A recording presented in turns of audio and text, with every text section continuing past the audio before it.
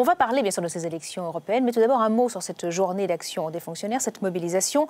Manuel Valls dit qu'en temps de crise économique, que les efforts doivent être partagés, équitablement répartis.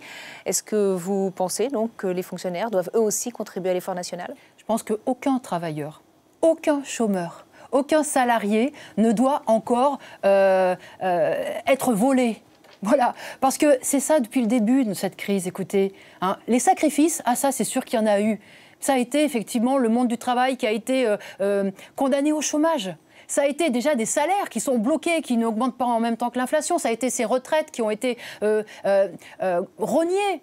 Et ça fait des années que ça dure. Donc maintenant, ça suffit. Il n'y a pas que les fonctionnaires qui sont attaqués avec ce plan de 50 milliards de réduction.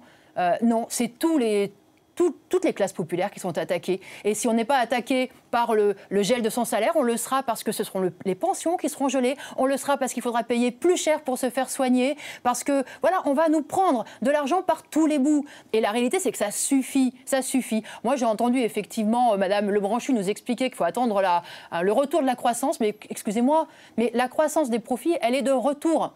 Hein, la croissance des cours en bourse, c'est revenu. Regardez le salaire de M. Gattaz, il n'a pas augmenté? Si, hein, 29%. Alors écoutez, non, il est hors de question et tous ceux qui étaient dans la rue étaient là justement pour dire que trop c'est trop. Hein, et il faut qu'aujourd'hui, ce soit que ceux qui ont de l'argent qui fassent effectivement des sacrifices.